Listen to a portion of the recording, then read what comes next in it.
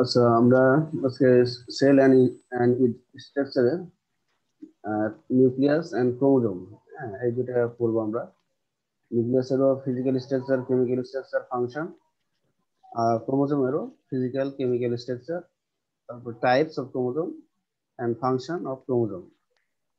প্রথমে আমরা আসি নিউক্লিয়াস। স্যার বলো। স্যার আমাদের পরীক্ষা তো স্যার নিউক্লিয়াস পর্যন্ত, তাই না স্যার? হ্যাঁ, নিউক্লিয়াস। আর এমনি স্যার আমাদের পরীক্ষা রুটিন দিছে কোনো? পরীক্ষার রুটিন এখনো দেয়নি। ও, এখনো দেয়নি না? না না, তাহলে তো স্যার যে ট্রায়াল পরীক্ষা যাবে 7 তারিখে, ট্রায়াল পরীক্ষা 7 তারিখে হবে। হ্যাঁ, স্যার সেটা তো স্যার রুটিন তো স্যার ওইভাবে পেলাম না স্যার, যে কোনটা কয় তারিখে হবে, নাকি একদিনে তিনটাই হবে? ট্রায়াল পরীক্ষার রুটিন পাও নাই? না স্যার। তোমার ক্লাস টিচার কি? স্যার কেমিস্ট্রি টিচার, নামটা কি যেন, এম দি, ও জান্নাত মিস, হ্যাঁ হ্যাঁ। ওখানে ওই ম্যাডামের সাথে যোগাযোগ করো, ম্যাডাম হয়তো জানাবে। ও, আচ্ছা ঠিক আছে স্যার। হ্যাঁ, তো আমরা আজকে নিউক্লিয়াস পড়ি। Okay sir. Nucleus, the spherical body containing chromatin reticulum and covered by two-layered unit membrane within the cytoplasm of eukaryotic cell is known as nucleus. এটাকে বলা হচ্ছে স্ফেরিক্যাল, মানে বৃত্তাকার, হ্যাঁ, এবং এরা ক্রোমাটিন ধারণ করবে এবং দুইটা মেমব্রেন দিয়ে আবৃত থাকবে নিউক্লিয়াস। সাইটোপ্লাজম, প্রকৃত কোষে সাইটোপ্লাজমে এদের অবস্থান। It regulates all the activities of cell. এটা কোষে যাবতীয় কার্যাবলী সম্পন্ন করে, জৈবিক কার্যাবলী সম্পন্ন করে। That's why it is called the brain of the cell. এই জন্য নিউক্লিয়াসকে বলা হবে কোষের মস্তিষ্ক। ডিসকভারি, আবিষ্কার, Robert Brown 1831 first observe nucleus in orchid leaf cell. এটা রবার্ট ব্রাউন অর্কিড যে উদ্ভিদ আছে, এই অর্কিড উদ্ভিদের পাতায়, হ্যাঁ, নিউক্লিয়াসের উপস্থিতি পর্যবেক্ষণ করেন। নাম্বার, সংখ্যা। Generally, a single nucleus remains present in the cell. সাধারণত কোষে, উদ্ভিদ কোষে একটি মাত্র নিউক্লিয়াস থাকে। A few mature cells are devoid of nucleus. Sheaf cells, তাহলে শিপ সেল বলে একটা আছে, কোষ আছে, শিপ কোষ। হ্যাঁ, শিপ কোষে নিউক্লিয়াস থাকে না। তাহলে উদ্ভিদের ক্ষেত্রে, সিপ সেলে থাকে না স্যার? হ্যাঁ, শিপ সেলে থাকবে না। উদ্ভিদের ক্ষেত্রে শিপ সেল, এখানে নিউক্লিয়াস থাকবে না। আবার যদি আমরা ম্যাচিউর আরবিসি অফ ম্যামালস, হ্যাঁ, স্তন্যপায়ী প্রাণীদের পরিণত আরবিসি, মানে লোহিত রক্তকণিকা, এই লোহিত স্তন্যপায়ী প্রাণীদের লোহিত রক্তকণিকাতেও নিউক্লিয়াস থাকবে না।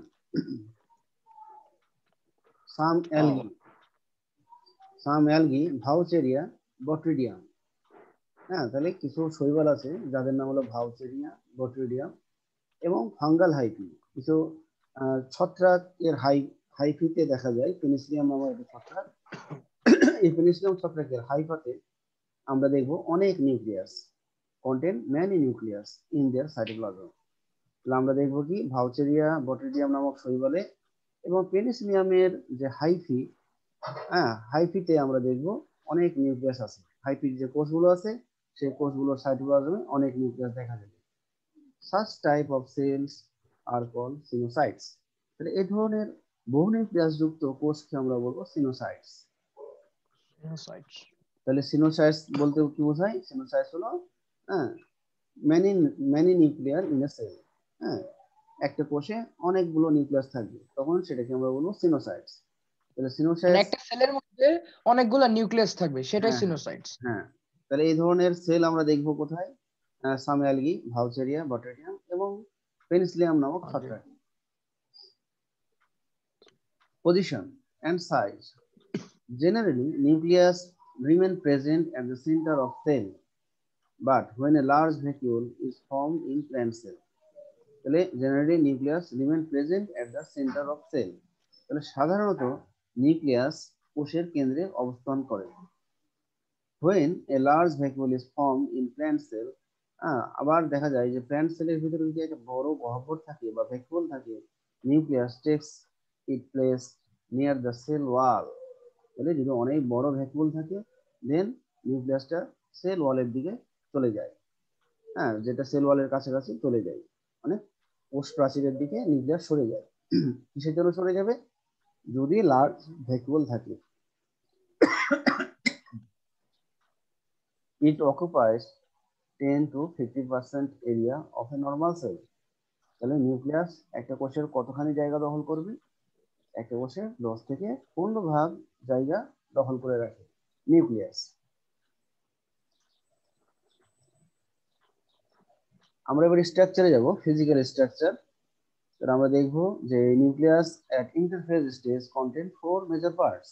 তাহলে ইন্টারফেজ যে স্টেজ আছে সেই স্টেজে আমরা দেখবো নিউক্লিয়াসের 4টা অংশ আছে: nuclear membrane, nucleolus, nucleoplasm, chromatin fibre or nuclear fibre বা নিউক্লিয়ার রেটিকুলাম।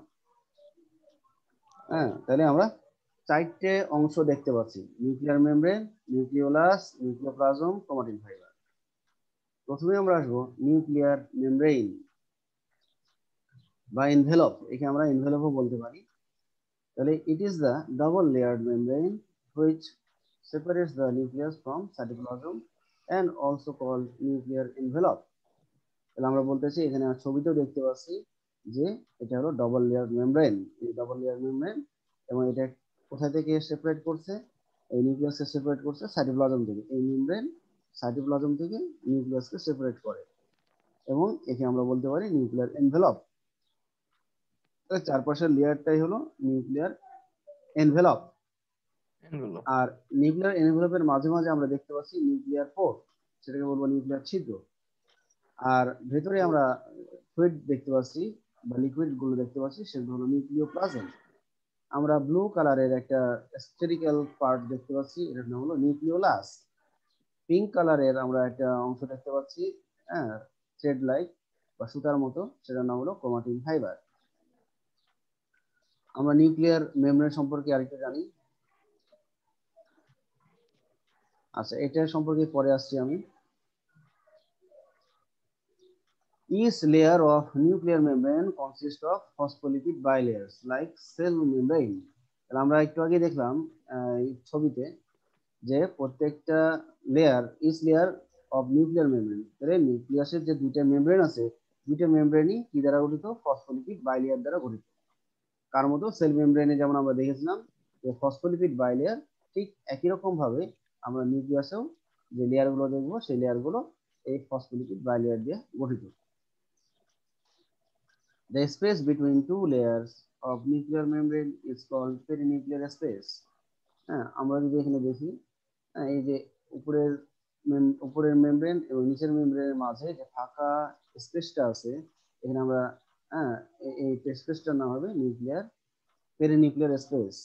আমরা এই ছবিতে আরো ভালো করে দেখতে পাবো। এটা আমরা একটা নিউক্লিয়ার পোর্ট দেখাইছি, আর এখানে এদিকে বাম সাইডে, লেফট সাইডে একটা নিউক্লিয়ার মেমব্রেন, আর রাইট সাইডেও নিউক্লিয়ার মেমব্রেন আছে। তাহলে উপরেরটা হলো আউটার নিউক্লিয়ার মেমব্রেন, নিচেরটা হলো ইনার নিউক্লিয়ার মেমব্রেন, আর মাঝখানে যে আমরা গ্রে কালারের দেখতে পাচ্ছি সেটা হলো স্পেস, পেরিনিউক্লিয়ার স্পেস।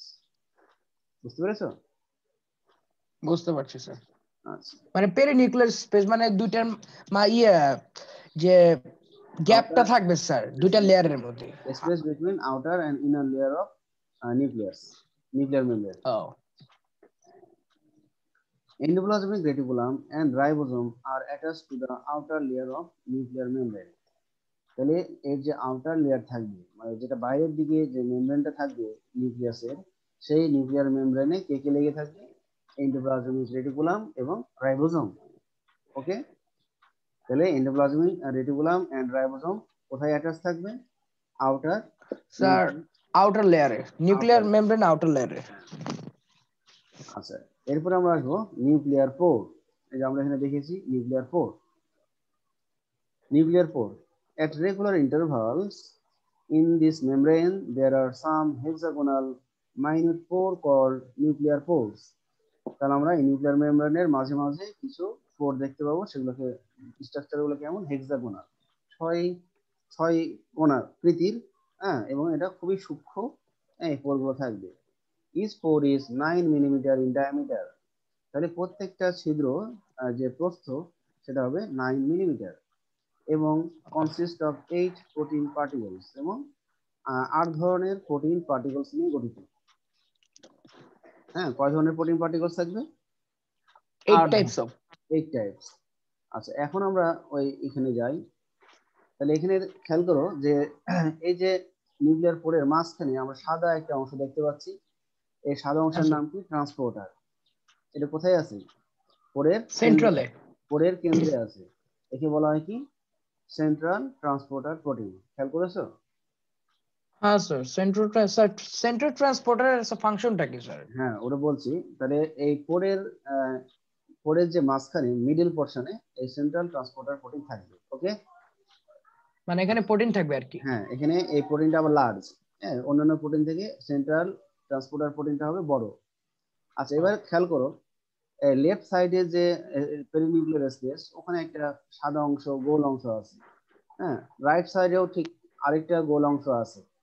হ্যাঁ, দুইদিকে দুইটা মেমব্রেনের যে স্পেস আছে, সেই স্পেসে গোল একটা অংশ দেখতে পেয়েছো? ডান সাইডে একটা গোল অংশ, বাম হ্যাঁ হ্যাঁ সাইডে স্যার, একটা গোল অংশ। হ্যাঁ, ওটাও কিন্তু একটা প্রোটিন। হ্যাঁ, ওই প্রোটিনের নাম হলো অ্যাঙ্কর প্রোটিন। কি protein? Anchor protein. Anchor protein. তাহলে অ্যাঙ্কর প্রোটিনটা কি করে? Anchor protein attached with transporter protein. তাহলে দুই সাইডে যে অ্যাঙ্কর প্রোটিন আছে, এই দুই অ্যাঙ্কর প্রোটিন কার সাথে অ্যাটাচ থাকবে? ট্রান্সপোর্টার প্রোটিনকে। হ্যাঁ, ট্রান্সপোর্টার প্রোটিনের সাথে অ্যাঙ্কর প্রোটিন অ্যাটাচ থাকে। ওকে, তাহলে ট্রান্সপোর্টার প্রোটিনটাকে ধরে রাখছে কি? Anchor protein. Okay, okay sir. হ্যাঁ। আচ্ছা, এরপর আমরা দেখব যে এই যে এখানে কতগুলো স্টিকের মতো দেখতে পাচ্ছি। এই যে স্টিকের মতো দেখতে পাইছো নিচের দিকে কতগুলো হ্যাঁ স্টিক। স্যার। হ্যাঁ, এই স্টিক গুলোকে বলা হয়, হ্যাঁ, এগুলোকে বলা হয় আহ, তোমার হলো স্পোক। কি বলে? সাইকেলে যেমন স্পোক আছে না, সাইকেলে যেমন স্পোক। থাকে। হ্যাঁ হ্যাঁ হ্যাঁ, চাকার ওইখানে, হ্যাঁ, এগুলো হুইলের ওইখানে। স্পোক। এগুলোর নাম হলো স্পোক। স্পোক। হ্যাঁ, এগুলোর নাম হলো স্পোক। আর এই যে আমরা আচ্ছা। উপরেও দেখতে পাচ্ছি এই যে স্পোক, হ্যাঁ, স্পোক নিং অ্যাসেম্বলি। এই যে আমরা এই স্পোক গুলো উপরের দিকে এরকম স্পোকে এরকম ঢেউ খেলানো হয়ে গেছে, তাহলে এগুলো হলো স্পোক। এই স্পোকের সাহায্যে এখানে কতগুলো প্রোটিন থাকে। এই যে আমরা উপরের দিকে দেখতে পাচ্ছি গোল গোল গোল 4টে প্রোটিন, খেয়াল করেছো?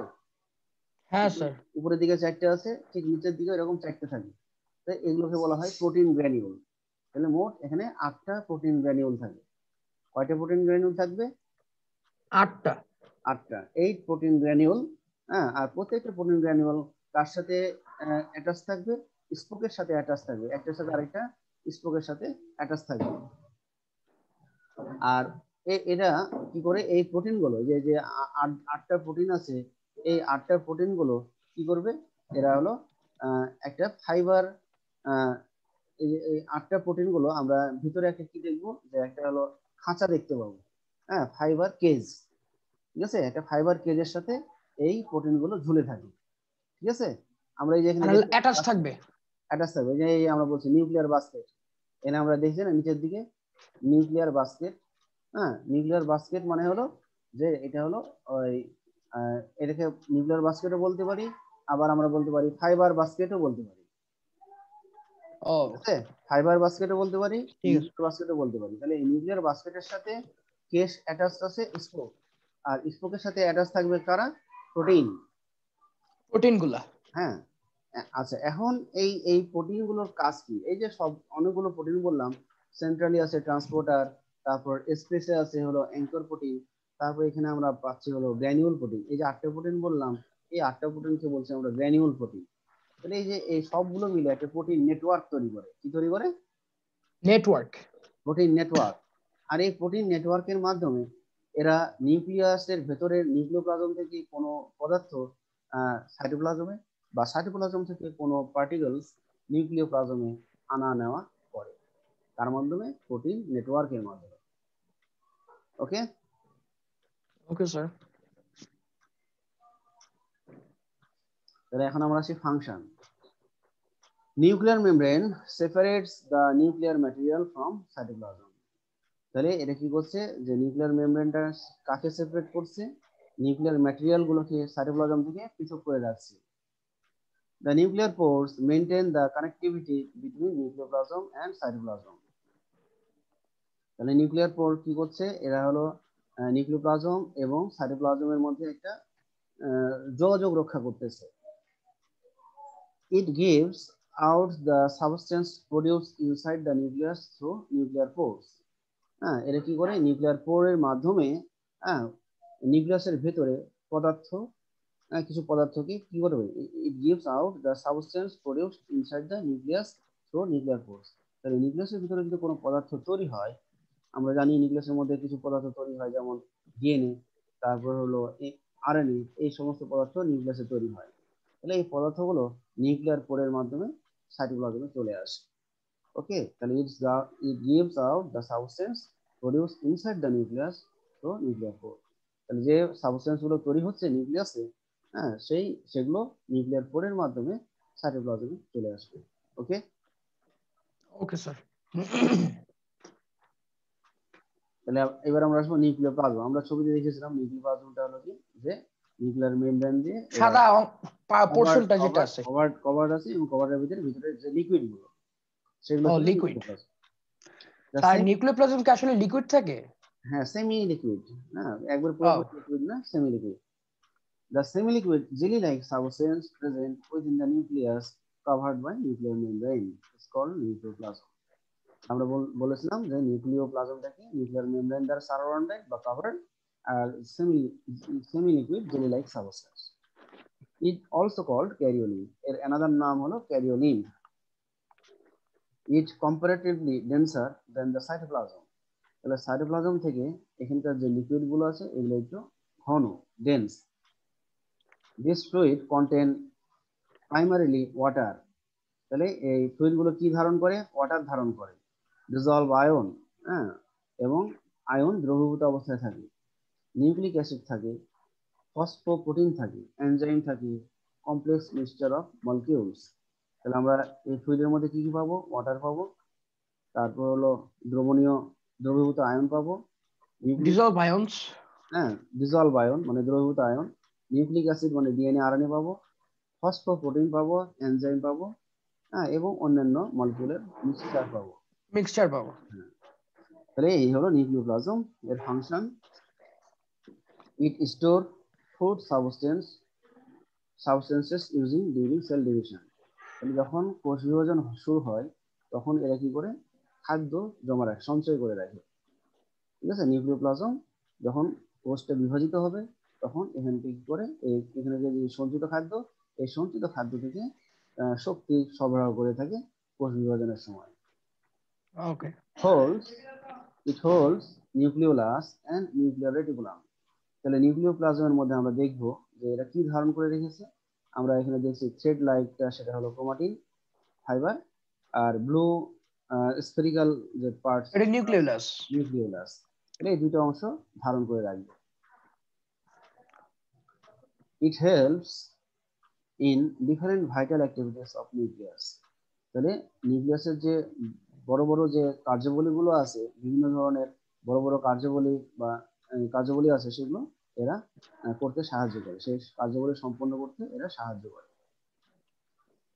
3 নম্বর অংশ হলো নিউক্লিওলাস। আমরা দেখেছিলাম যে ব্লু লাইক যে পার্ট, সেটা হচ্ছিল নিউক্লিওলাস। তাহলে within the nucleus there may be present generally one comparatively bright, clear, spherical organelle known as nucleolus. তাহলে আমরা দেখব যে নিউক্লিয়াসের ভেতরে, হ্যাঁ, সাধারণত কয়টা থাকে, সাধারণত একটা থাকবে, এবং তুলনামূলকভাবে এরা, হ্যাঁ, গোল, পরিষ্কার থাকবে, ক্লিয়ার থাকবে, দৃঢ় থাকবে, এবং বৃত্তাকার। আমরা বৃত্তাকার যে অঙ্গাণুটা আছে সেটার নাম হলো nucleolus. The nucleus disappears in the metaphase stage of cell division. তাহলে যখন আমরা সেল ডিভিশন দেখবো, সেল ডিভিশনে কোন স্টেজে এটা দেখা যাবে না, অদৃশ্য হয়ে যাবে, মেটাফেজ স্টেজে এটা ডিসঅ্যাপিয়ার হয়ে যায়, এন্ড রিঅ্যাপিয়ার্স মানে পুনরায় দেখা যাবে, reappears in the telophase stage during cell division. তাহলে সেল ডিভিশন টেলোফেজ স্টেজে দেখা যায়, হ্যাঁ, টেলোফেজে আবার এটার আবির্ভাব ঘটে। তাহলে টেলোফেজে আবির্ভাব ঘটে, আর এটা নাই হয়ে যায় বা অদৃশ্য হয়ে যায় মেটাফেজ দশায়। এবার আসবো হলো chemically composed of protein, lipid, DNA and RNA. তাহলে প্রোটিন, লিপিড এবং ডিএনএ আরএনএ নিয়ে এটি গঠিত। Nucleolus is the store house of nucleic acid. হ্যাঁ, এটা পরীক্ষায় অনেক সময় দেয় যে নিউক্লিক অ্যাসিডের স্টোর হাউস কোনটা, তখন মানে অ্যান্সার হলো ভান্ডার। হ্যাঁ নিউক্লিক অ্যাসিডের ভান্ডার। নিউক্লিক অ্যাসিডের ভান্ডার হলো নিউক্লিওলাস, মানে ডিএনএ এবং আরএনএ। মানে ডিএনএ হ্যাঁ, ডিএনএ এবং ইটা স্টোর আরএনএ। হাউসটা। হ্যাঁ, ডিএনএ এবং আরএনএ স্টোর হাউস হলো নিউক্লিওলাস। আচ্ছা ঠিক আছে। Number, generally one nucleolus per generally one nucleolus per nucleus is found. তাহলে একটা নিউক্লিয়াসের মধ্যে মূলত একটা নিউক্লিওলাস থাকে। But more than one nucleolus are found in those cells take part in protein synthesis. তাহলে যে সমস্ত কোষে একাধিক নিউক্লিওলাস থাকে তারা কি করে, প্রোটিন সংশ্লেষণে অংশ নেয়। তাহলে যদি একটা নিউক্লিয়াসে একটাই নিউক্লিওলাস থাকে তাহলে সেই কোষটা প্রোটিন সংশ্লেষণে অংশ নেয় না। কিন্তু যদি কোনো কোষের নিউক্লিয়াসে একাধিক নিউক্লিওলাস থাকে তাহলে সেই কোষটা প্রোটিন তৈরিতে অংশ নেবে। ওকে স্যার কাইন্ডলি একটু আরেকবার বলবেন প্লিজ। আচ্ছা, আবার বলছি। তাহলে মনে করো একটা কোষে নিউক্লিওলাস থাকে কয়টা, একটা কোষের নিউক্লিয়াসে সিঙ্গেল একটা থাকে। একটাই থাকে। হ্যাঁ, তাহলে যে সমস্ত কোষের নিউক্লিয়াসে একাধিক নিউক্লিওলাস থাকবে, কয়টা নিউক্লিওলাস, একাধিক। একটা। ও একাধিক সরি একাধিক। তাহলে একাধিক নিউক্লিওলাস যুক্ত যে কোষগুলো আছে সেই কোষগুলো কি করে, প্রোটিন সিনথেসিসে অংশ নেয়। বুঝছো? বুঝতে পারছি। হ্যাঁ, আর যদি একটা নিউক্লিওলাস থাকে কোষে সেক্ষেত্রে ওই কোষটা প্রোটিন সিনথেসিসে অংশ নিবে না। তাহলে কারা অংশ ওকে নেবে, স্যার। কারা অংশ নেবে? স্যার যারা মানে যারা টু অর মোর দেন হ্যাঁ হ্যাঁ নিউক্লিয়াস আর নিউক্লিওলাস পার্টিসিপেটেড ইন দ্য। না, মানে টু হ্যাঁ অর স্যার আর মোর নিউক্লিওলাস, টু অর ও মোর নিউক্লিওলাস, নিউক্লিয়াস না, নিউক্লিওলাস। নিউক্লিয়াস তো একটাই থাকবে। নিউক্লিওলাস। হ্যাঁ, নিউক্লিয়াস সরি স্যার একটাই থাকবে। নিউক্লিওলাস। হ্যাঁ, নিউক্লিওলাস। Nucleolus usually, nucleolus. হ্যাঁ বলো। আপনি বলেন স্যার। হ্যাঁ বলছি nucleolus usually absent in WBC sperm cell. WBC হলো শ্বেত রক্তকণিকা। হ্যাঁ, যারা আমাদের যে রোগ ব্লাড সেল। বিরুদ্ধে যারা যুদ্ধ করে, হ্যাঁ, শ্বেত রক্তকণিকা বা হোয়াইট ব্লাড কর্পাসল। আর স্পার্ম সেল মানে এটা হলো পুরুষদের জনন কোষ বা মহিলাদের জনন কোষ। হ্যাঁ, স্পার্ম অর এটা স্পার্ম মানে ওভাম। পুরুষদের জনন কোষ। তাহলে পুরুষদের জনন কোষ এবং শ্বেত রক্তকণিকাতে নিউক্লিওলাস থাকে না। তাহলে অ্যাবসেন্ট কোথায় বুঝতে কোথায়, পারছি। অ্যাবসেন্ট হলো ডব্লিউবিসি আর অ্যাবসেন্ট হলো স্পার্ম সেলে। Okay sperm cell. Okay sir. position, normally the nucleolus remain attached to the secondary constitution of a specific chromosome called sex chromosome. তাহলে নিউক্লিওলাস কোথায় অ্যাটাচ থাকে, হ্যাঁ, ক্রোমোজোমের সেকেন্ডারি কনস্ট্রাকশন, ক্রোমোজোমের যে গৌণকুঞ্চন বলে একটা জায়গা আছে, ক্রোমোজোমের গৌণকুঞ্চন বলে একটা জায়গা আছে, সেই গৌণকুঞ্চনের ওই জায়গায় স্যাট নামে একটা ক্রোমোজোম আছে, ক্রোমোজোমের একটা অংশ যার নাম স্যাট ক্রোমোজোম। তাহলে স্যার এটা নিউক্লিওলাস, কি স্যাটেলাইট? হ্যাঁ স্যাটেলাইটেই এই স্যাট ক্রোমোজোমটা থাকে। তাহলে এই স্যাটেলাইট বা স্যাট ক্রোমোজোমে কে প্রেজেন্ট থাকবে, কে অ্যাটাচ থাকবে, নিউক্লিওলাস। বুঝছো? তাহলে ক্রোমোজোমের, বুঝতে পারছি। হ্যাঁ, ক্রোমোজোমের স্যাটেলাইট বা স্যাট ক্রোমোজোমে attached nucleus. This region, this region of SAT chromosome is called nucleolar organizer. তাহলে NOR এটা পুরো মিনিংটা হলো কি, নিউক্লিয়ার অর্গানাইজার। Nucleolar organiser. ঠিক আছে? ও তাহলে আমরা নিউক্লিয়ার অর্গানাইজার। কোন অংশটাকে নিউক্লিওলার অর্গানাইজার বলবো, যে স্যাট স্যাট ক্রোমোজোমে, ক্রোমোজোমকে। স্যাট না, স্যাট ক্রোমোজোমে যে যে যে সাইটে বা যে স্থানে নিউক্লিওলাস যুক্ত থাকে। ওকে ও আবার আচ্ছা। বলতেছি স্যাট ক্রোমোজোমের যে স্থানে নিউক্লিওলাস অ্যাটাচ থাকবে বা যুক্ত থাকবে তাকে আমরা বলবো নিউক্লিওলার অর্গানাইজার বা সংক্ষেপে NOR। ঠিক আছে? Okay sir. তাহলে ওটাকে আমরা এখানে ইংলিশে লিখে দিই, ওই ওয়ার্ডটার নাম কি, নিউক্লিওলার অর্গানাইজার, পুরো মিনিংটা অর্গানাইজার। ঠিক আছে? Okay sir. NOR এর পুরো মিনিংটা হলো নিউক্লিওলার অর্গানাইজার। নিউক্লিওলার হবে। আচ্ছা, আচ্ছা ঠিক আছে। এবার আমরা আসবো ফাংশন, নিউক্লিওলাসের function. It play vital role in ribosomal RNA synthesis. তাহলে রাইবোজোমাল আরএনএ সংশ্লেষণ করার জন্য এটা গুরুত্বপূর্ণ ভূমিকা পালন করে। Which makes the ribosome. এই রাইবোজোমাল আরএনএ আবার কি করে, রাইবোজোম গঠনে ভূমিকা রাখে। তাহলে প্রথমে হলো রাইবোজোমাল আরএনএ তৈরি করবে, আর রাইবোজোমাল আরএনএ আবার কি করবে, রাইবোজোম যে অঙ্গাণুটা আছে সে অঙ্গাণু তৈরিতে ভূমিকা রাখবে। It act as the store house of nucleic acid. আমরা কিছুক্ষণ আগে জানলাম যে এরা নিউক্লিক অ্যাসিডের ভান্ডার। হ্যাঁ, হ্যাঁ sir. It play important role in chromosomal movement during cell division. তাহলে যখন সেল ডিভিশন হয় তখন ক্রোমোজোম গুলো কি হয়, নড়াচড়া করে। তাহলে ক্রোমোজোম গুলোকে নড়াচড়া করার জন্য এরা ভূমিকা রাখে নিউক্লিওলাস। এবার আসবো ক্রোমাটিন ফাইবার বা নিউক্লিয়ার রেটিকুলাম বলা হয়। Chromatin fibre or nuclear reticulum. The branch fiber like bodies present within the nucleoplasm during interphase stage are known as nuclear reticulum. হ্যাঁ, আমরা যে দেখলাম যে থ্রেড লাইক যে স্ট্রাকচার পিঙ্ক কালারের, সুতার মতো যে গঠনগুলো আমরা দেখেছিলাম যে নিউক্লিওপ্লাজমের ভিতরে, এবং সেগুলোই হলো ক্রোমাটিন ফাইবার। এবং সেগুলো কখন দেখা যাবে, সেগুলো দেখা যাবে ইন্টারফেস স্টেজে। ইন্টারফেস স্টেজে। এদেরকে কি করা হয়, এদেরকে একটা ডাই বা একটা হলো পিগমেন্ট দ্বারা কালার করা হয়। হ্যাঁ, এই ক্রোমাটিন ফাইবার গুলোকে কালার করা হয় একটা পিগমেন্ট দিয়ে, সেই পিগমেন্টের নাম হলো ফুলজেন। তাহলে when colored with fulgen dye it became colored by absorbing dye। তাহলে ক্রোমাটিনের কোন কোন অংশ কি করে, যে কালার নেয়, অ্যাবজর্ব করে, কালার শোষণ করে। For this reason they are called chromatin fibre. ঠিক আছে। হ্যাঁ, during cell division the nuclear reticulum or chromatin fiber, nuclear reticulum होता है, chromatin fiber होता है। তাহলে during cell division the nuclear reticulum breaks into small thread like bodies are known as chromosome। তাহলে যখন কোষ বিভাজন শুরু হয়ে যায় তখন কি হয়, এই ক্রোমাটিন ফাইবার গুলো বা নিউক্লিয়ার রেটিকুলাম গুলো এরা ভেঙে যায়, ভেঙে থ্রেড লাইক বডিজ বা সুতার মতো আকৃতি গঠন করে, এবং তাদেরকে বলা হবে ক্রোমোজোম। প্রত্যেকটা chromosome, each chromosome consist of centromere. তাহলে একটা সেন্ট্রোমিয়ার নিয়ে গঠিত, এন্ড ক্রোমোনেমাটা বা আর্মস। তাহলে সেন্ট্রোমিয়ার এবং আর্মস বা বাহু নিয়ে গঠিত। And sometimes satellite may be present, এবং তাতে স্যাটেলাইট থাকতেও পারে। স্যাটেলাইট কোনো কোনো ক্ষেত্রে থাকতে পারে, কোনো কোনো ক্ষেত্রে নাও থাকতে পারে।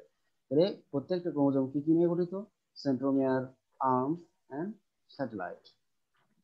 স্যাটেলাইটটা ম্যান্ডেটরি না, ম্যান্ডেটরি হলো সেন্ট্রোমিয়ার আর arms.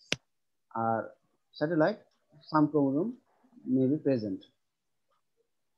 The number of chromosome in each species is specific. তাহলে বিভিন্ন যে স্পেসিস বা প্রজাতিগুলো আছে, এই প্রজাতিতে ক্রোমোজোম সংখ্যা ভিন্ন হয়ে থাকে। মানুষের ক্রোমোজোম সংখ্যা আমরা জানি, একটা ডিপ্লয়েড মাদার সেলে ক্রোমোজোম হলো 46, ভাইরাস একটা ধানের ক্ষেত্রে আমরা ডিপ্লয়েড মাদার সেলে দেখবো 24। তাহলে ক্রোমোজোম সংখ্যা মানে 23 পেয়ার অফ ক্রোমোজোম। না, আমাদের ক্ষেত্রে 23 পেয়ারস অফ ক্রোমোজোম আছে আমাদের একটা মাতৃকোষে। ও কিন্তু যদি আমরা ধানের ক্ষেত্রে চিন্তা করি, ধানের ক্ষেত্রে দেখবো 12 পেয়ারস অফ ক্রোমোজোম আছে। ধানের যদি আমরা মানে পেডিতে, মাদার সেলে মাতৃকোষে, আমাদের যে মাতৃকোষ সেখানে 23 জোড়া ক্রোমোজোম আছে, কিন্তু ধানের ক্ষেত্রে আমরা দেখবো 12 জোড়া ক্রোমোজোম আছে। আবার গরুর ক্ষেত্রে দেখবো 30 জোড়া ক্রোমোজোম আছে মাতৃকোষে।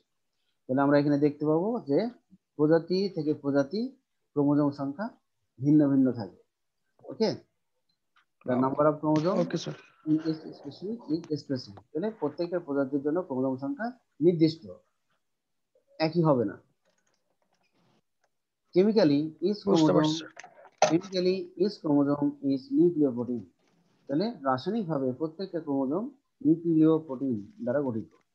ইট contain large amount of DNA and small amount of RNA. তাহলে এরা কি করে, বড় লার্জ অ্যামাউন্ট মানে বেশি পরিমাণে থাকবে ডিএনএ এবং কম পরিমাণে থাকবে আরএনএ। কম পরিমাণে আরএনএ থাকবে হিস্টোন থাকবে, নন হিস্টোন প্রোটিন থাকবে, lipid, enzyme and some ions. তাহলে রাসায়নিকভাবে ক্রোমোজোম মূলত ডিএনএ দ্বারা গঠিত, তবে কিছু পরিমাণে RNA, histone, non histone protein, lipid, enzyme এবং কিছু আয়ন থাকবে। Okay okay sir. Function: chromosomes are the bearers and carriers of the genes. তাহলে ক্রোমোজোম গুলো কি করে? ক্রোমোজোম জিন খেয়ে বহন করে, বেয়ার করে বা ক্যারি করে। They send the signal for protein synthesis. তাহলে দেহে যে প্রোটিন তৈরি করতে হয়, এই প্রোটিন তৈরি করার জন্য একটা সিগন্যাল এই ক্রোমাটিন ফাইবার থেকে আসে। দে আর অ্যাসোসিয়েটেড প্রোটিন সিনথেসিস। তাহলে এরা কি করে? প্রোটিন সিনথেসিসের জন্য বা প্রোটিন তৈরি করার জন্য এরা সহযোগিতা করে থাকে। ওকে, বুঝতে পারছি। হ্যাঁ, এই হলো তাহলে নিউক্লিয়াসের স্ট্রাকচার, ফাংশন। আচ্ছা, এখন আমরা আরেকটা জিনিস শিখবো, ক্রোমোজোম। ক্রোমোজোম। হ্যাঁ, ক্রোমোজোম। তাহলে chromosome is an organised structure of DNA. Chromosome is an organised structure of DNA and protein that is found in the nucleus of eukaryotic cell. তাহলে প্রকৃতপক্ষের মধ্যে আমরা দেখব যে ডিএনএ এবং প্রোটিন দিয়ে যে কাঠামোটা তৈরি, সেটাই হলো মূলত ক্রোমোজোম। হ্যাঁ, আমরা কেন প্রোটিন আর ডিএনএ বলছি? কারণ ডিএনএ এবং প্রোটিনটাই বেশি পরিমাণে থাকে। আমরা ক্রোমোজোমে কিন্তু আরো অন্যান্য জিনিস থাকে, কিন্তু সেগুলো স্বল্প পরিমাণে। হ্যাঁ, মেনলি থাকবে ডিএনএ এবং প্রোটিন। কার্ল ডিএনএ আর protein. Carl Nageli 1842 1842 first observe chromosome, প্রথম ক্রোমোজোম অবজার্ভ করেন। E Strasburger 1875 discovered thread-like structure which appeared during cell division. হ্যাঁ, তাহলে থ্রেড লাইক যে স্ট্রাকচার আমরা দেখতে পাবো, সেটা সেল ডিভিশনের সময়, তখন এটা নাম দেওয়া হয়েছে, এই নামকরণ করেছেন কে? ই স্ট্রাসবার্গার। এটা প্রথম সে দৃশ্যমান দেখেছিল কোষ বিভাজনের সময়। তাহলে ক্রোমোজোমকে স্ট্রাসবার্গার কি করেছেন? সে আবিষ্কার করেছিলেন, এবং সে আবিষ্কার করার সময় সে এই অংশটাকে কার মতো দেখেছিলেন? থ্রেড লাইক, সুতার মতো। Each species has a specific number of chromosomes. এই যে আমরা এখানেও আবার বলছি যে প্রত্যেকটা প্রজাতিতে ক্রোমোজোম সংখ্যা নির্দিষ্ট। Higher plant and animal cell contain two set of chromosomes and they are called diploid. তাহলে আমাদের দেহে ডিপ্লয়েড যে সেলগুলো আছে, সেই ডিপ্লয়েড সেলে two sets of chromosome present. এদেরকে আমরা বলবো ডিপ্লয়েড সেল। দেয়ার গ্যামেটস, এবং তাদের যে দেহের যে জার্ম সেল বা গ্যামেট সেলগুলো আছে, their gametes on the other hand contain half the number of chromosome or single set of chromosome and known as haploid. তাহলে আমাদের যে হ্যাপ্লয়েড সেলগুলো আছে, সেখানে ওয়ান সেট ক্রোমোজোম থাকবে, আর যেটা ডিপ্লয়েড সেল, সেখানে থাকবে টু সেট অফ ক্রোমোজোম। তাহলে আমাদের দেহের মধ্যে হ্যাপ্লয়েড আর ডিপ্লয়েড সেল কোনগুলো? আমাদের দেহের হ্যাপ্লয়েড সেলগুলো মেলের ক্ষেত্রে স্পার্ম আর ফিমেলের ক্ষেত্রে ওভাম। ঠিক আছে, মেলের ক্ষেত্রে স্পার্ম বা শুক্রাণু, এটা হলো হ্যাপ্লয়েড, আর ফিমেলের ক্ষেত্রে ওভাম বা ডিম্বাণু, এটাও হলো হ্যাপ্লয়েড। তাহলে এই হ্যাপ্লয়েড সেলগুলোতে সিঙ্গেল সেট বা ওয়ান সেট ক্রোমোজোম থাকবে। হ্যাঁ, আর আমাদের দেহে ডিপ্লয়েড সেল কোনগুলো? যেগুলো সোমাটিক সেল, মানে দেহকোষ, তারপরে জাইগোট, এগুলো হলো কি ডিপ্লয়েড সেল। ঠিক আছে, তাহলে এই কোষগুলোতে টু সেট, মানে বডি সেল, হ্যাঁ বডি সেল, জাইগোট, এগুলো হলো contain two set of chromosome. Okay, okay. The number of chromosomes vary from species to species. তাহলে প্রজাতি থেকে প্রজাতি ক্রোমোজোমের সংখ্যা ভ্যারি করে, ভিন্নতা থাকে। Lowest chromosome number found in Haplopappus gracilis. তাহলে হ্যাপ্লোপ্যাপাস গ্যাসিলিস বলে একটা প্ল্যান্ট আছে, যার ডিপ্লয়েড সেলে ক্রোমোজোম সংখ্যা হলো 4 বা 2 পেয়ার। তাহলে 2n মানে হলো ডিপ্লয়েড সেল। তাহলে একটা ডিপ্লয়েড সেলে হ্যাপ্লোপ্যাপাস গ্যাসিলিস নামক প্ল্যান্টে কয়টা ক্রোমোজোম আছে? 4টা। and highest in Poa littorosa, এবং উদ্ভিদের ক্ষেত্রে সবচেয়ে বেশি পরিমাণে যে উদ্ভিদের ক্রোমোজোম আছে, সেটা হলো পোয়া লিটোরোসায়। সেখানে one diploid cell present 506 to 530, 506 থেকে 530টা ক্রোমোজোম থাকতে পারে। তাহলে উদ্ভিদের মধ্যে সবচেয়ে এটা কি স্যার? ক্রোমোজোম সংখ্যা, নাম্বার অফ ক্রোমোজোম। তাহলে যে প্ল্যান্ট কম সংখ্যক ক্রোমোজোম বহন করে সেই প্ল্যান্টটার নাম কি? হ্যাপ্লোপ্যাড। সেখানে একটা ডিপ্লয়েড সেল কতগুলো ক্রোমোজোম বহন করবে? 4টা। বা যদি আমি পেয়ারের কথা চিন্তা করি তাহলে 2 পেয়ার, 2 জোড়া। আর যদি আমি প্ল্যান্টের ক্ষেত্রে চিন্তা করি যে সবচেয়ে বেশি সংখ্যক ক্রোমোজোম কোন প্ল্যান্ট বহন করে, সেক্ষেত্রে আমরা বলবো পোয়া লেটারোসা। তাহলে এখানে আমরা বলবো একটা ডিপ্লয়েড সেল কতগুলো ক্রোমোজোম বহন করছে? 506 to 500। 500 ওকে, 530। Okay sir. আচ্ছা এবার আমরা আসি অ্যানিমেলের ক্ষেত্রে। Lowest number of chromosome is found in round worm. তাহলে যে গোল কৃমি আছে, হ্যাঁ, গোল কৃমির সায়েন্টিফিক নেম হলো অ্যাসকেরিস মেগালোসেফালা সাবস্পেসিস ইউনিভ্যালেন্স। তাহলে এই গোল কৃমির ক্ষেত্রে আমরা দেখব যে একটা ডিপ্লয়েড সেল ক্রোমোজোম বহন করবে 2টা মাত্র।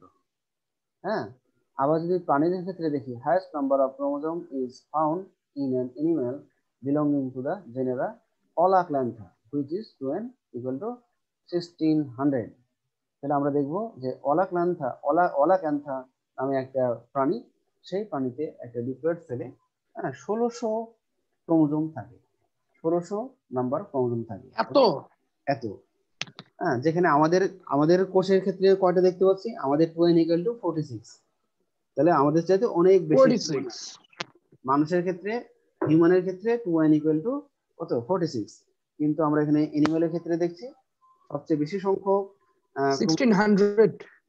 1600. The size of the chromosome differs from species to species. তাহলে ক্রোমোজোমের যে সাইজ বা আকার, এটা প্রজাতি থেকে প্রজাতি পৃথক থাকে, ডিফারেন্ট থাকে বা ভিন্নতা থাকে। The length of chromosome varies from 3.5 to 30 মিলিমাইক্রন। তাহলে এর দৈর্ঘ্য হলো 3.5 থেকে 30 মাইক্রোমিটার, and the diameter 0.2 থেকে 2 মাইক্রোমিটার হয় প্রস্থ। এবার আসবো physical structure. The typical chromosome consists of different parts. Description of the physical structure of chromosome is given below. প্রথমেই আসবো আমরা ক্রোমাটিড। তাহলে each chromosome at the mitosis metaphase stage contains 2 longitudinal halves which are known as the chromatid or daughter chromosome. তাহলে আমরা mitotic cell division যখন আমরা দেখব, সেখানে আমরা দেখব যে এরকম সেন্ট্রোমিয়ার বাদে ক্রোমোজোমের যে আর্মগুলো আছে, সেই আর্মগুলো 2 ভাগে ভাগ হয়ে যায়। হ্যাঁ, এখানে একটু খেয়াল করো, এটা এক্স এর মতো দেখা যাচ্ছে স্যার। এক্স এর মতো দেখা যাচ্ছে। তাহলে আমরা এই যে আমরা অ্যারো দিয়ে দেখাচ্ছি, মানে আমরা যে কার্সর দিয়ে দেখাচ্ছি, এদিক থেকে এদিকে একটা আসছে, হ্যাঁ, বাম দিক থেকে ডান দিকে একটা গেছে, আবার ডান দিক থেকে একটা বাম দিকে এসেছে। তাহলে এই অংশটা হলো একটা ক্রোমাটিড, এদিকের একটা অংশ ক্রোমাটিড। এখানে ক্রোমাটিড আমরা নামকরণ করে দিয়েছি ক্রোমাটিড। খেয়াল করছো? তাহলে হ্যাঁ হ্যাঁ স্যার, দেখতে পাচ্ছি। তাহলে কয়টা ক্রোমাটিড? 2টা ক্রোমাটিড। তাহলে একটা ক্রোমোজোমে কয়টা ক্রোমাটিড থাকে? 2টা। এবার আসবো chromatin. One or more fine fibular bodies remain extend throughout the length of chromatin. One or more fine fibular মানে সুতার মতো গঠন, fibular bodies remain extend throughout the length of chromatin are known as the chromatin fiber or chromonema. তাহলে আমরা এখানে দেখবো যে ক্রোমাটিডের মধ্যে, হ্যাঁ, ডান সাইড থেকে বাম সাইড, ডান সাইড থেকে বাম সাইড, এরকম কতগুলো সুতার মতো গঠন দেখতে পাচ্ছি। খেয়াল করেছো? প্রত্যেকটা ক্রোমাটিডে এরকম সুতার মতো দেখতে পাচ্ছি। এই সুতার মতো আকৃতির গুলোকে আমরা বলবো ক্রোমাটিন। ঠিক আছে, সুতার মতো আকৃতি গুলোর নাম হবে ক্রোমাটিন। হ্যাঁ, হোয়েনস্টেইন। যখন আমি ওই যে আমরা একটা রঞ্জকের নাম বলেছিলাম বা ডায়ের নাম বলেছিলাম ফুলজেন, ওই রঞ্জকটা যখন বা পিগমেন্ট যখন দেওয়া হয় ক্রোমোজোমে, তখন কি হয়? হোয়েনস্টেইন মানে, হ্যাঁ, যখন স্টেন মানে হলো ওই রঞ্জক। The intermediate part of the chromosome remaining colorless is called the centromere. তাহলে যখন ডাই বা স্টেন করা হয়, হ্যাঁ, বা ফুলজেন পিগমেন্ট দেওয়া হয়, তখন এই ক্রোমোজোমের মাঝখানের এই পার্টটা, হ্যাঁ, এটা রঞ্জক বা রং নেয় না। হ্যাঁ, মানে এটা কোনো রং নাই। হ্যাঁ, রং নাই। হ্যাঁ, এই রং নিবে না, রং দিলেও সে রং নিবে না, শোষণ করবে না। এই পার্টটাকে আমরা বলবো centromere. Okay okay sir. Arm. The part of the chromosome from the centromere to the end is called arm. তাহলে আমরা এখানে দেখতে পাচ্ছি মাঝখানেরটা হলো সেন্ট্রোমিয়ার, সেন্ট্রোমিয়ারের দুই অ্যাডজাসেন্ট যে পার্ট গুলো আছে, হ্যাঁ, সেগুলোকে বলছে আর্ম। উপরেরটা হলো উপরের আর্ম, আর নিচেরটা হলো নিচের আর্ম। ঠিক আছে, মাঝখানে থাকে সেন্ট্রোমিয়ার। বুঝতে পারছি। Chromomer. In leptotin substage of meiosis, some bedded granular structure appear to be arranged in linear fashion along the chromosome, which are known as chromomeres. তাহলে আমরা যখন সেল ডিভিশন পড়ব, সেল ডিভিশনের সময় আমরা দেখব যে মায়োসিস 1 প্রোফেজ 1 এর ফার্স্ট যে সাবস্টেজ লেপটোটিন, সেই লেপটোটিনে আমরা কতগুলো গ্র্যানুলার স্ট্রাকচার দেখতে পাবো, যেটা ক্রোমোজোমের সাথে লেগে আছে। হ্যাঁ, সেই গ্র্যানুলার স্ট্রাকচার গুলোকে বলা হয় ক্রোমোমিয়ার। ঠিক আছে, আমরা সেল ঠিক আছে। ডিভিশনের সময় এই ক্রোমোমিয়ার গুলো দেখতে পাবো। তাহলে কখন দেখতে পাবো? প্রোফেজ 1 এর সাবস্টেজ লেপটোটিন, প্রথম ফার্স্ট যে সাবস্টেজ সেটা তো লেপটোটিন। চ্যাপ্টার 2 এ দেখতে পারবো আর কি। হ্যাঁ হ্যাঁ। Secondary constriction. Some chromosome contain one or more constricted colorless part in addition to their centromeres toward the end. These constricted part are called secondary constriction. আমরা এখানে দেখতে পাবো, এখানে আমরা যে সেন্টোমিয়ারটা বলছি, সেন্টোমিয়ারের এখানে আমরা একটা কনস্ট্রিকশন দেখতে পাচ্ছি। সেন্টোমিয়ারের এখানে যে কনস্ট্রিকশন, তার নাম কিন্তু প্রাইমারি কনস্ট্রিকশন। ওকে, সেন্টোমিয়ারের ওখানে একটা ভাঁজ বা একটা খাঁজ দেখা যাচ্ছে, সেই খাঁজটাকে বলবো প্রাইমারি কনস্ট্রিকশন। তাহলে সেন্টোমিয়ারের ওখানে মানে স্যার অ্যাটাচ পয়েন্টটা, হ্যাঁ অ্যাটাচ পয়েন্ট। হ্যাঁ, এখানে আমরা একটা ভাঁজ দেখতে পাচ্ছি, এই যে এইদিকে একটা ভাঁজ দেখতে পাচ্ছি না, এই ভাঁজটাকে, দেখতে পাচ্ছি। হ্যাঁ হ্যাঁ। হ্যাঁ এই ভাঁজটাকে দেখতে বলবো প্রাইমারি কনস্ট্রিকশন। তাহলে ও একটা ক্রোমোজোমে একটা প্রাইমারি কনস্ট্রিকশন থাকে। হ্যাঁ, আবার নিচের দিকে খেয়াল করো, হ্যাঁ নিচের দিকে আমরা দেখতে পাচ্ছি আরো একটা ভাঁজ, এর নাম হলো সেকেন্ডারি কনস্ট্রিকশন। নিচের দিকে আমরা একটা দেখতে পাচ্ছি যেটা স্যাটেলাইট, স্যাটেলাইটের উপরে আরো একটা কনস্ট্রিকশন দেখতে পাচ্ছি নিচের দিকে, সেটার নাম হলো সেকেন্ডারি কনস্ট্রিকশন, মানে গৌণ কনস্ট্রিকশন। বা গৌণ খাঁজ যেটাকে বলা হয়। তাহলে একটা ক্রোমোজোমে প্রাইমারি কনস্ট্রিকশন অনলি ওয়ান থাকবে, কিন্তু সেকেন্ডারি কনস্ট্রিকশন মাল্টিপল থাকতে পারে। আমরা এখানে দেখতে পাচ্ছি কয়টা? দুইটা। হ্যাঁ দুইটা স্যার। হ্যাঁ, দুইটা দেখতে পাচ্ছি। তাহলে সেকেন্ডারি কনস্ট্রিকশন মাল্টিপল থাকতে পারে, কিন্তু প্রাইমারি কনস্ট্রিকশন অনলি ওয়ান থাকবে।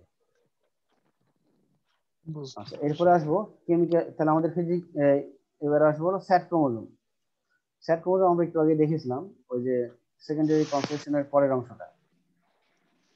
The part of the chromosome from the secondary constriction to the end is known as the sat or satellite, and the chromosome containing satellite is called sat chromosome. এই যে নিচের অংশটাই হলো satellite. আচ্ছা, secondary কনস্ট্রিকশনের পরের যে পার্টটা আছে, সেই পার্টটাই হলো স্যাটেলাইট। বুঝতে পারছি sir. Telomere. The tip of the chromosome is known as the telomere, which consists of DNA and protein. তাহলে আমরা এই উপরে দেখো, উপরের দিকে আমরা দেখতে পাচ্ছি telomere, the tip of chromosome, হ্যাঁ শীর্ষভাগ। তাহলে এটাকে আমরা বলছি telomere. Sir sir telomere sir ক্রোমোজোমে এন্ডিং পয়েন্টে থাকে না স্যার? হ্যাঁ, এন্ডিং পয়েন্ট, হ্যাঁ উপরের প্রান্তের যে এন্ডিং পয়েন্ট, সেটাই হলো টেলোমিয়ার। হ্যাঁ, এই যে লেফট এন্ড রাইট দুটোতেই আমরা দেখা যাচ্ছে টেলোমিয়ার। এবার আসবো matrix. The chromosome remains surrounded by a layer of protein and RNA below the pellicle, which is known as the matrix. The matrix dissolves during cell division.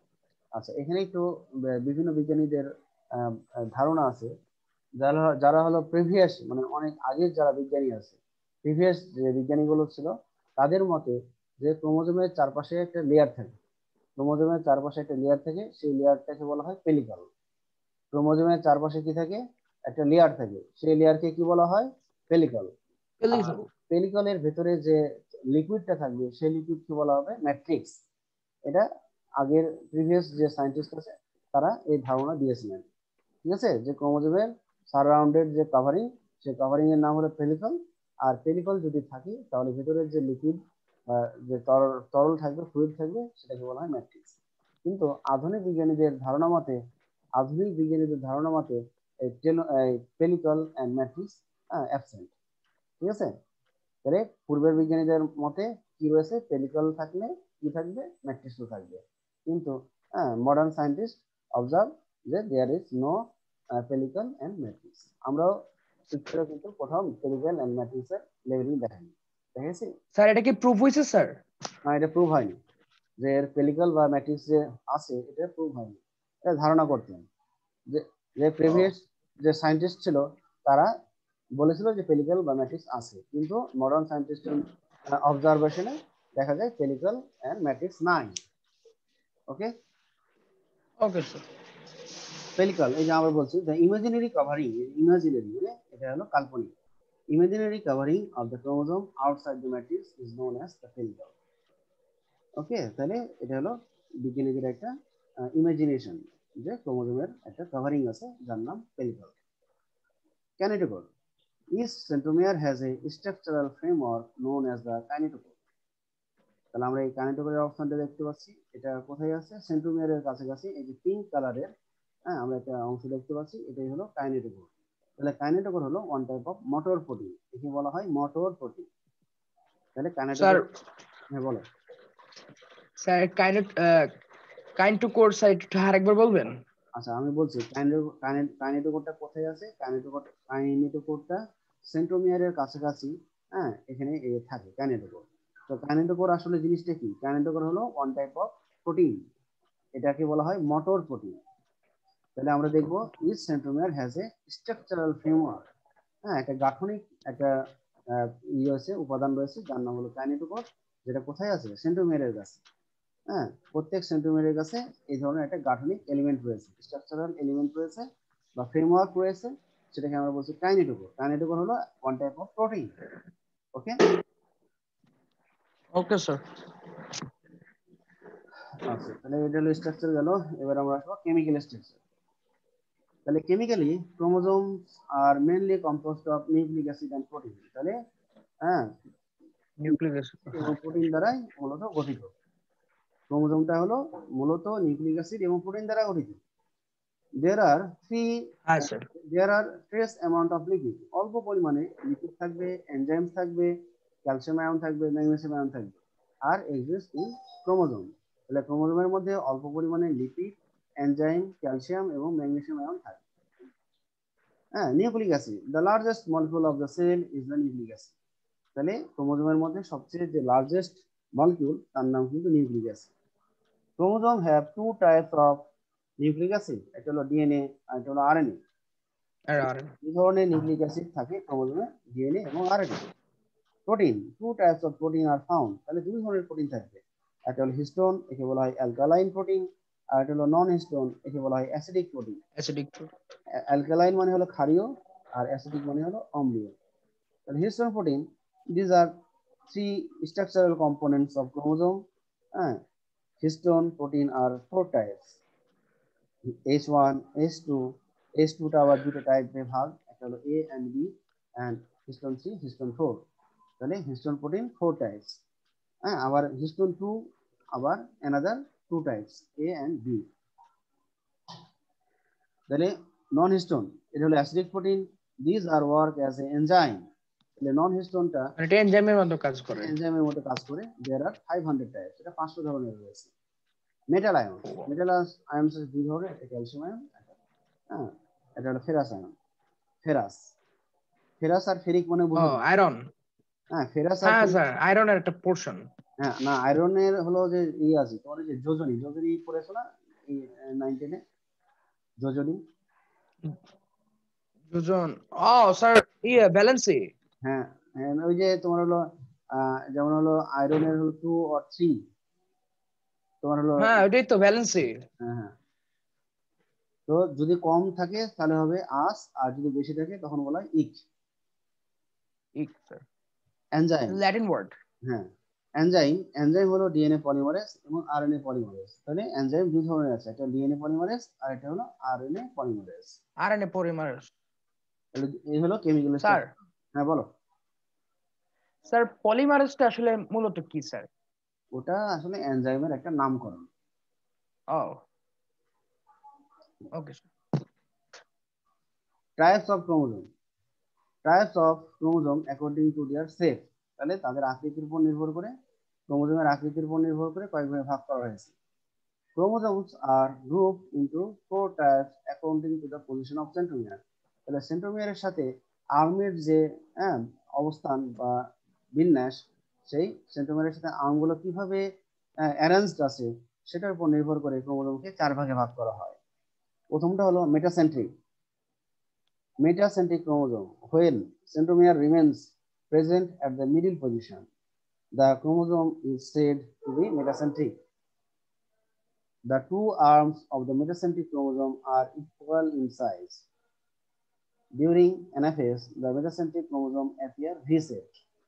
তাহলে আমরা এখানে দেখতে এটা ভি আকারে থাকে। হ্যাঁ, এই যে V-shape আর্মগুলো V-shaped আছে আর সেন্ট্রালি প্রেজেন্ট সেন্ট্রোমিয়ার। তাহলে এখানে ক্রোমোজোমের শেপটা হয়ে যায় ভি লাইক। হ্যাঁ, এই জন্য এর নাম হলো মেটাসেন্ট্রিক। আবার একইভাবে যদি আমরা এখানে দেখাই যে যখন আপনার এই আর্মগুলো হবে, একটা আর্ম লং আর একটা আর্ম হলো শর্ট, মডেলিংলি শর্ট, হ্যাঁ, এবং শেপটা কার মতো হবে, এল এর মতো হবে। এল এর মতো বিটা বি যেটা আছে সেটা এল এর মতো। এই এল এর মতো যদি শেপ হয় তখন সেটাকে বলবো আমরা সাবমেটাসেন্ট্রিক। ঠিক আছে, সাবমেটাসেন্ট্রিক। হ্যাঁ, তাহলে আমরা সাবমেটাসেন্ট্রিক এবার আসবো। Submetacentric when the location of the centromere is slightly away from the midpoint, the two arms of the chromosome become unequal in length, একটা long একটা short. Such a chromosome is said to be submetacentric. The submetacentric chromosome appear as L shape during anaphase. তাহলে mitosis যে anaphase আছে সেই অ্যানাফেজে এদেরকে এল এর মতো দেখাবে। তারপরে আমরা আসবো acrocentric. When the location of the centromere is far away from the midpoint and found near one end, the chromosome is said to be acrocentric. Such a chromosome has one arm much longer than the other.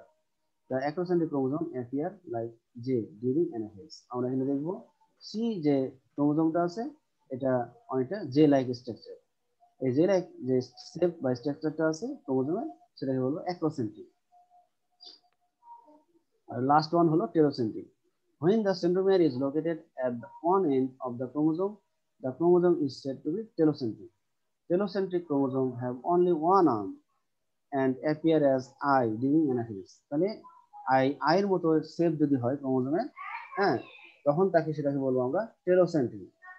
হ্যাঁ, তাহলে এই সেন্ট্রোমিয়ারের এক সাইডে আমরা দেখছি অনেক বড় arm আর আরেক সাইডে বলতে গেলে আর্ম দেখাই যাচ্ছে না, আর্ম এতই ছোট যে এতই সূক্ষ্ম দেখা যাচ্ছে না। তাহলে এরকম আই লাইক যে শেপ যদি হয় তখন তাকে বলবো টেলোসেন্ট্রিক ক্রোমোজোম। এমসিকিউতে আসতে পারে হয়তো এগুলা, না? হ্যাঁ, এমসিকিউতে। এবার আসবো types of chromosome according to their function. তাহলে ফাংশনের পর নির্ভর করে ক্রোমোজোম দুই ধরনের, একটা হলো অটোজোম আর একটা হলো sex chromosome. Those chromosomes bearing genes for the regulation of morphological structure are known as autosomes. তাহলে আমরা বলছি কি যে যে ক্রোমোজোম গুলো দেহ গঠনে অংশগ্রহণ করে, দেহ গঠন বডি গঠনে যারা অংশগ্রহণ করে এবং বডি গঠনে যে জিন যারা বহন করে তারাই হলো autosome. Sex chromosome bear the genes which determine the sex of the organism. তাহলে পরবর্তী বংশধর বা পরবর্তী হাইব্রিড গুলো কি ধরনের সেক্স হবে, মেল না ফিমেল, সেই মেল না ফিমেল নির্ধারণ করে যে নির্ধারণকারী ক্রোমোজোম গুলো বলবো সেক্স ক্রোমোজোম। এবার আসি ফাংশন অফ ক্রোমোজোম। তাহলে chromosome are the physical basis of heredity. হ্যাঁ, একে বলা হচ্ছে বংশ, হেরিডিটি মানে বংশগতি। ঠিক আছে, তাহলে এরা কি করে, বংশগতি ধারণ করে। The hereditary unit বংশগতির একক, জিন ইজ ক্যারিড জিন বহন করে, ট্রান্সমিটেড বাই দ্য ক্রোমোজোম এবং জিনকে ক্রোমোজোমের মাধ্যমে জিন ট্রান্সমিট হয়। দে রেগুলেট প্রোটিন সিনথেসিস, এরা প্রোটিন তৈরি করা নিয়ন্ত্রণ করে। The hereditary unit of gene is located on the chromosome, তাহলে ক্রোমোজোমের মধ্যে এই জিনগুলো অবস্থান করে। Recombination of character or genes takes place through them. ঠিক আছে, তাহলে যে রিকম্বিনেশন বংশগতি জিন জিন তাহলে রিকম্বিনেশন অফ ক্যারেক্টার অর জিন, তাহলে জিনের যে রিকম্বিনেশন, মনে করো মেল থেকে ফিমেলে বা ফিমেল থেকে মেলে যে জিনের যে রিকম্বিনেশন গুলো হয়, হ্যাঁ, সেগুলো এই ক্রোমোজোমের মধ্যেই ঘটে।